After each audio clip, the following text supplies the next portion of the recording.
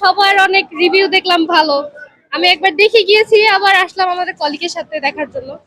অনেক ভালো রিভিউ পাইছি, এই জন্য আসার।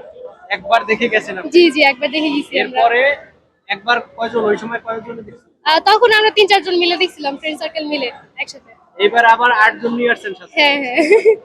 এতবার দেখতেছেন, আরো লোকজন নিয়ে আসতেছেন, কারণ কি? ছবিটা কি অনেক ভালো? অনেক ভালো ছিল ছবিটা। আমার দেখা মতে শাকিব খানের এটা বেস্ট সিনেমা ছিল এখন পর্যন্ত। ভালো লাগছে অনেক। অনেকে তো বলে বাংলাদেশের সেরা ছবি। হ্যাঁ, বাংলাদেশের সেরা ছবিও বলা যায়। এই মানে ধরনের এরকম ছবি ছবি আসলে আমরা সচরাচর দেখি না। প্রযোজক বলছে যে এই সিনেমা 15 থেকে 20 কোটি টাকা বাজেট ছিল। আপনার কি ধারণা, এরকম খরচ হয়েছে? হ্যাঁ হ্যাঁ, এরকমই খরচ হয়েছে, এটা আর কোনো ভুল নেই। যেমন আমরা সহজে দেখতে পাই না এরকম ছবি, আমাদের দেশের ছবির কোয়ালিটি অনুযায়ী অনেক ভালো ছবি ছিল এটা। আচ্ছা, নায়িকা ইদিকা পালের অভিনয় কেমন ছিল? ইদিকা পালের অভিনয় ভালোই ছিল, উনি গত ছবিতেও ভালো অভিনয় করছে, এবারও অনেক সুন্দরই করছে। আচ্ছা, এটা আপনার দেখে কি মনে হয়েছে যে এটা বাংলা ফিল্ম না বলিউড?